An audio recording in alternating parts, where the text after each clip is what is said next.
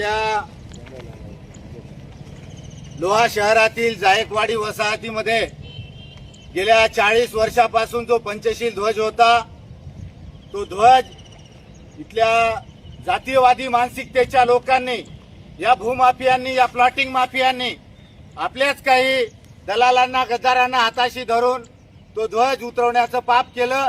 पण आमच्या लोहा शहरातील, तालुक्यातील सर्व बहादर भीमसैनिकांनी, आंबेडकरवाद्यांनी हा पंचशील ध्वज परत 2 ते 3 महिन्यानंतर शासनाला सुद्धा अल्टिमेटम दिल्यानंतर शासनानं इथं कुठलीच काही कारवाई केली नसल्यामुळे, याच्यावर कुठलं काही ऍक्शन न घेतल्यामुळे आमच्या तरुणांनी, आंबेडकरवादी जे आमचे कट्टर भीमसैनिकांनी, वंचित बहुजन आघाडीच्या सर्व पदाधिकाऱ्यांनी हा ध्वज पुनर्स्थापित केलेला आहे।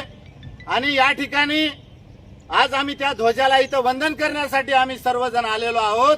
आपण या व्हिडिओच्या माध्यमातून जे कोणी आपण ऐकत असाल, आपण सर्वांनी या ठिकाणी आपल्याला वंदना घ्यायची आहे। आपण सर्वांनी लवकरात लवकर जायकवाडी वसाहत तहसील कार्यालय लोहा समोरील या ध्वजाला वंदन करण्यासाठी आपण इथं जमावं, यावं, हे आपल्याला नम्रतेची विनंती करतो। थांबतो। जय भीम, नमो बुद्धाय, जय संविधान, जय भारत। डॉक्टर बाबासाहेब